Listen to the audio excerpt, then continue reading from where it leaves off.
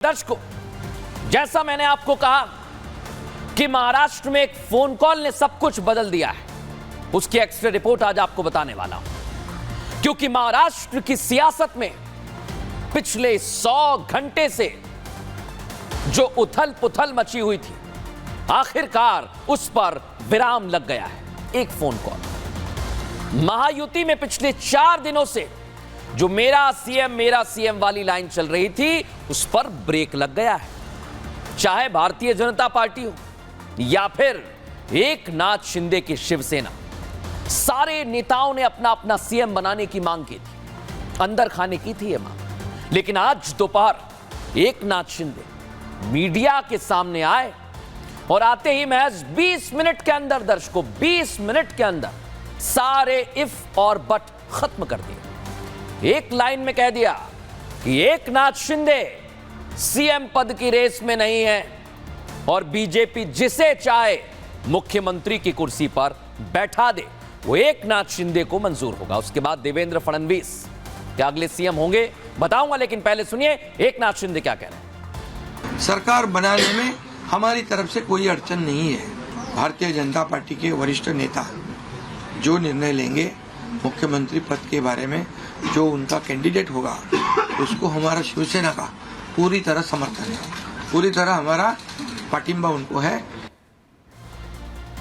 तो देखा दर्शकों आपने, यानी एकनाथ शिंदे तो मान गए, लेकिन आखिर हुआ क्या जो एकाएक एकनाथ शिंदे मान गए हैं? इसके पीछे एक फोन कॉल है दर्शकों। वो फोन कॉल है प्रधानमंत्री नरेंद्र मोदी का। 23 नवंबर को महाराष्ट्र चुनाव के नतीजे आए और चुनाव में महायुति की प्रचंड बहुमत से जीत हुई। बीजेपी सबसे ज्यादा 132 सीटों पर जीती। इधर शिंदे गुट जो 57 सीट लेकर आया, अजित गुट 41 सीटों पर जीता और जीत के बाद सीएम फेस को लेकर हलचल शुरू हो गई। 4 दिन से बैठकों का दौर चल रहा था दर्शकों, लेकिन आज एकनाथ शिंदे सामने आए और सब साफ कर दिया। पीएम मोदी शिंदे के बीच में दर्शकों फोन पर बात हुई।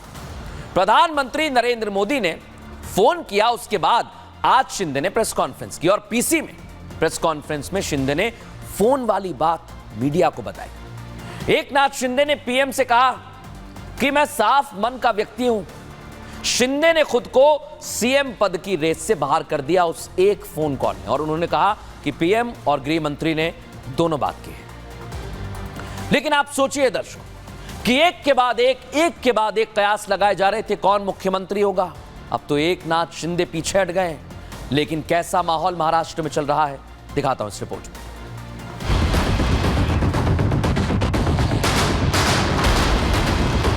जीवन में असली उड़ान अभी बाकी है। अभी तो नापी है सिर्फ मुट्ठी भर जमीन, अभी तो सारा आसमान बाकी है।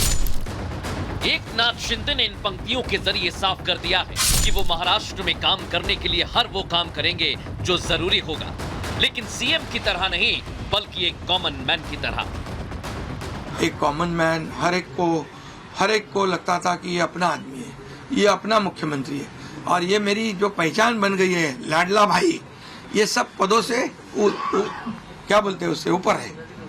और इसलिए मैं खुद को भाग्यवान समझता हूँ। इसी के साथ एकनाथ शिंदे ने सारे समीकरणों, सारे सस्पेंस को खत्म कर दिया जो महाराष्ट्र से लेकर दिल्ली तक की राजनीति में सबसे बड़ी डिबेट का विषय था। महाराष्ट्र का सीएम कौन बनेगा? पिछले 4 दिनों से जो सवाल हर जगह था कि आखिर महाराष्ट्र की कमान किसे मिलेगी, पीएम मोदी के एक फोन ने वो कयास खत्म कर दिए, जिसका जिक्र खुद शिंदे ने अपनी प्रेस कॉन्फ्रेंस में किया। और बीजेपी के 132 सीटों के सामने एकनाथ शिंदे ने सरेंडर कर गेंद बीजेपी के पाले में डाल दी। जो सपना बाला साहब ठाकरे जी का था, आम शिव सैनिक को मुख्यमंत्री बनाना, वो मुख्यमंत्री बनाने का सपना मोदी जी और अमित भाई ने पूरा किया, और निश्चित रूप से पूरे पहाड़ की तरह वो मेरे पीछे खड़े रहे। मैंने अमित भाई जी को भी फोन किया, मोदी जी को भी फोन किया। सरकार बनाने में हमारी तरफ से कोई भी रुकावट, कोई भी अड़चन, कोई भी कुछ भी किसी भी तरह का अड़ंगा नहीं है। आप बेशक आप निर्णय ले लो। इधर एकनाथ शिंदे ने खुद को सीएम पद की रेस से बाहर कर दिया, तो उधर बीजेपी शिंदे की तारीफ में पुल बांधने लगी। शिंदे को सच्चे शिव सैनिक बताने के साथ ही उनके फैसले का स्वागत किया। हमारे महाराष्ट्र के मुख्यमंत्री एकनाथ शिंदे जी का मैं बहुत बहुत आभार व्यक्त करता हूँ, उनका अभिनंदन भी करता हूँ। जो केंद्रीय नेतृत्व निर्णय करेगा वो हम सबको मान्य है। ये भूमिका माननीय एकनाथ शिंदे जी ने ली है। ये महाराष्ट्र के हित के लिए, महाराष्ट्र को आगे लेके जाने के लिए, विकसित भारत के साथ विकसित महाराष्ट्र के लिए बहुत महत्वपूर्ण है। पीएम मोदी के एक फोन ने महाराष्ट्र में सब बदल दिया। एकनाथ शिंदे खुद को सीएम की दौड़ से बाहर कर चुके हैं और अब केंद्र के साथ मिलकर राज्य के विकास की बात कर रहे हैं। दर्शकों, महाराष्ट्र में अगला मुख्यमंत्री कौन होगा ये बाद की बात है, लेकिन मैं आपको एक पैटर्न बताने वाला हूं। आपको याद है ना, शिवराज सिंह चौहान मध्य प्रदेश के मुख्यमंत्री रह चुके हैं।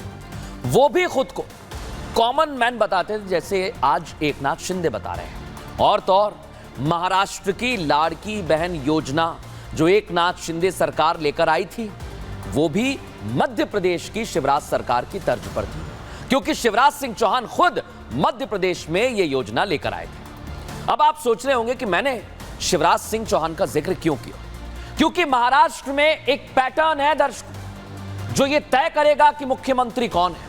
ऐसा मैं क्यों कह रहा हूं बताता हूं आपको। पहले आप देखिए मध्य प्रदेश में क्या हुआ।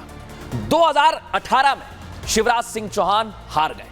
हार के बाद उन्होंने अपना प्रोफाइल बदल लिया और इधर शिवराज सिंह चौहान ने प्रोफाइल में लिखा कॉमन मैन। अब बड़ी बात क्या रही, 2023 में उन्होंने लाडली बहन योजना की शुरुआत की थी, ये तो मैंने आपको बता दिया। लेकिन एकनाथ शिंदे हूबहू वैसे ही हैं। एकनाथ शिंदे भी खुद को कॉमन मैन बता रहे हैं, देखा ना आपने। और शिंदे ने कॉमन मैन की तरह काम करने की बात की, जैसे शिवराज सिंह चौहान कहते हैं। और जो 2023 में लाडली बहन योजना थी, वो महाराष्ट्र में एकनाथ शिंदे लेकर आए। लेकिन इधर सीएम नहीं बने थे जीत के बाद, और इधर एकनाथ शिंदे भी पीछे हट गए हैं। अब आप सोचिए दर्शकों कि एक के बाद एक ये पैटर्न उसी तरह का नजर आ रहा है। पहले सुनिए एकनाथ शिंदे क्या कह रहे हैं, फिर आपको बताता हूं आगे क्या रणनीति है। मैं मुख्यमंत्री खुद को नहीं समझता था। मैं सीएम मीन्स कॉमन मैन।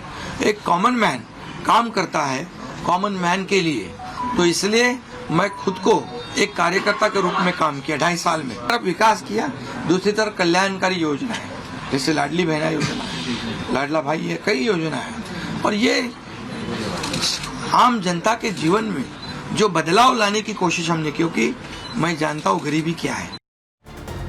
अब दर्शकों, एकनाथ शिंदे तो पीछे हट गए, तो फिर सवाल ये कि मुख्यमंत्री अब कौन बनने वाला है। तो मैं आज आपको बताने वाला हूं दर्शकों कि मुख्यमंत्री कौन रहने वाला है। ये आप देखिए, महाराष्ट्र का राजा कौन, एकनाथ शिंदे सबसे पहले खुद को रेस से बाहर कर चुके हैं। आज ही उन्होंने बाहर कर दिया अपने आप को रेस से, और वो पीछे हट गए। उधर अजित पवार ने कह दिया है कि मैं तो देवेंद्र फडणवीस को समर्थन दे रहा हूं। तो बची बात क्या, अब रेस में सबसे बड़े दावेदार देवेंद्र फडणवीस हैं, जो इस रेस में सबसे आगे दौड़ रहे हैं दर्शकों। लेकिन आप सोचिए, देवेंद्र फडणवीस रेस में तो आगे दौड़ रहे हैं, लेकिन क्या कोई पेंच फंस सकता है? क्या वो बनेंगे या नहीं बनेंगे? इन सारे सवालों का जवाब आज मैं आपको देने वाला हूं, क्योंकि सवाल कई सारे हैं कि महाराष्ट्र की कमान किसके हाथों में जाएगी। अजित पवार तो पहले ही देवेंद्र फडणवीस को अपना समर्थन दे चुके हैं, जैसा मैंने आपको बताया। खुद को वो सीएम पद की रेस से बाहर कर चुके हैं। एकनाथ शिंदे, उन्होंने आज साफ कर ही दिया है कि बीजेपी जिसे चाहे सीएम बनाए, उन्हें कोई दिक्कत नहीं। लेकिन सीएम बनेगा कौन, किसके नाम पर मोहर लगेगी, ये सवाल है। इसका फैसला गुरुवार को दिल्ली में होने वाली बैठक में होगा, जब महायुति के तीनों दल दिल्ली में आला कमान के साथ बैठक करेंगे दर्शकों। और उस बैठक के बाद वो हो सकता है कि अगले मुख्यमंत्री के नाम का ऐलान हो जाए दर्शकों। लेकिन आप सोचिए, अगला मुख्यमंत्री महाराष्ट्र का तय होगा, अभी से सुगबुगाहट है। सुनिए जरा एकनाथ शिंदे क्या कह रहे हैं। कल अमित शाह जी के साथ, अमित भाई के साथ हमारी तीनों दलों की बैठक होगी। उस बैठक में पूरी तरह चर्चा होगी विस्तार से, और विस्तार से चर्चा होने के बाद निर्णय होगा। एकनाथ शिंदे बता रहे हैं कि कैसे होगा, लेकिन महाराष्ट्र के मुख्यमंत्री की रेस में सबसे आगे कौन चल रहा है? देवेंद्र फडणवीस, एक नाम बचा हुआ है। अब सवाल एक और है दर्शकों कि क्या उन्हें कमान सौंपी जाएगी ये तो कल की बैठक में साफ हो सकता है, लेकिन उससे पहले वाशिम में देवेंद्र फडणवीस के सीएम वाले पोस्टर लग गए हैं, जो एक बार फिर से सामने आ गए। पोस्टर ये देखिए, लिखा हुआ है मुख्यमंत्री, पुनः मुख्यमंत्री बनाने की बात। राजू पाटिल नाम के शख्स ने यह पोस्टर लगाया और अगला मुख्यमंत्री बता दिया, लेकिन इस पर से पर्दा बाद में उठेगा, कह रहा हूं मैं। उससे पहले देवेंद्र फडणवीस की बैठक और मुलाकात की तस्वीरें बार बार सामने आ रही हैं। फडणवीस पहले नागपुर पहुंचे दर्शकों और अब दिल्ली तलब किए गए हैं। लेकिन आप सोचिए कि देवेंद्र फडणवीस कैसे उन्होंने यहां तक का सफर तय किया है।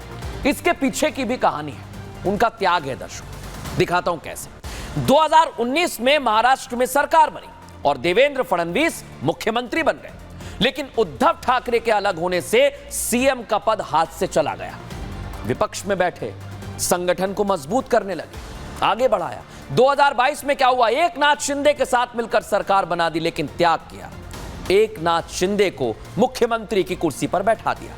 फडणवीस डिप्टी सीएम पद पर रहते हुए काम करने लगे और लोकसभा चुनाव में हार के बाद इस्तीफे तक की पेशकश कर दी थी। विधानसभा चुनाव में संगठन को मजबूती से आगे बढ़ाया।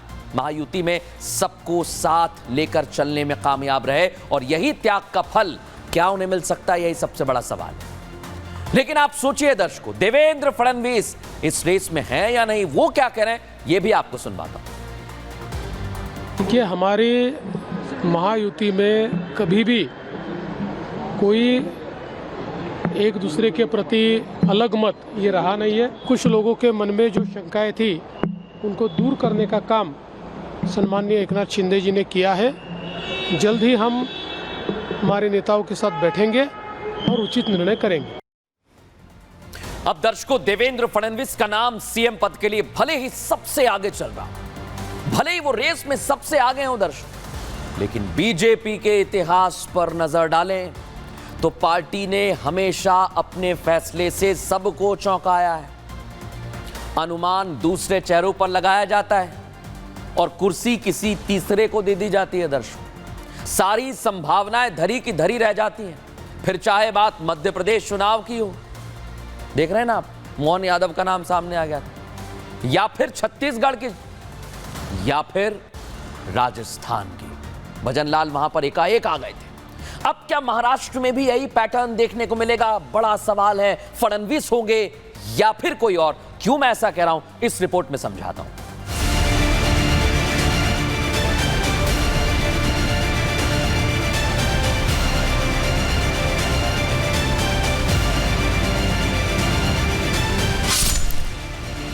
सीएम पद को लेकर एकनाथ शिंदे के सरेंडर के बाद बीजेपी को मुख्यमंत्री का नाम तय करना है, और जब गेंद बीजेपी के पाले में तो सबसे पहला नाम देवेंद्र फडणवीस का ही आता है, क्योंकि फडणवीस पीएम मोदी के साथ अमित शाह के वफादार माने जाते हैं। लेकिन यहां ये नहीं भूलना चाहिए कि बीजेपी ने हाल के सालों में कई राज्यों में सीएम बनाने के फैसले से चौंकाया है। ऐसे में कहा जा रहा है कि फडणवीस के बदले बीजेपी क्या किसी ओबीसी चेहरे पर दांव लगा सकती है?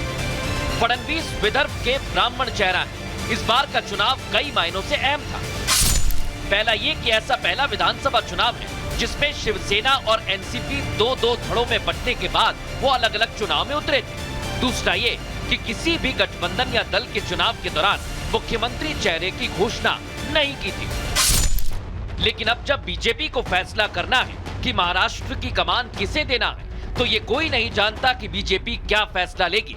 हो सकता है कि पार्टी नेतृत्व की तरफ से कोई सरप्राइजिंग नाम सामने आए। पिछले चुनावों में दूसरे राज्यों में यही ट्रेंड देखने को मिला। मध्य प्रदेश, राजस्थान और छत्तीसगढ़ में अचानक से किसी लो प्रोफाइल चेहरे को सीएम बनाया गया। मध्य प्रदेश में जब शिवराज सिंह चौहान के सीएम बनने की चर्चाएं तेज थीं, तब भी पार्टी हाईकमान ने मोहन यादव को सीएम बनाकर चौंका दिया। शिवराज सरकार में उच्च शिक्षा मंत्री रहे मोहन यादव मुख्यमंत्री बने, जिसके बाद बीजेपी के तीसरी पंक्ति के नेताओं को तवज्जो देने की चर्चाएं तेज हो गई। इस तस्वीर पर गौर करेंगे तो मोहन यादव आगे की पंक्ति में आपको कहीं नजर नहीं आएंगे, लेकिन वो आज मध्य प्रदेश के दमदार मुख्यमंत्री हैं। इसलिए माना यह भी जा रहा है कि अगर ऐसा पैटर्न बीजेपी यहां फॉलो करती है तो फडणवीस सीएम होंगे या फिर कोई दूसरा चेहरा।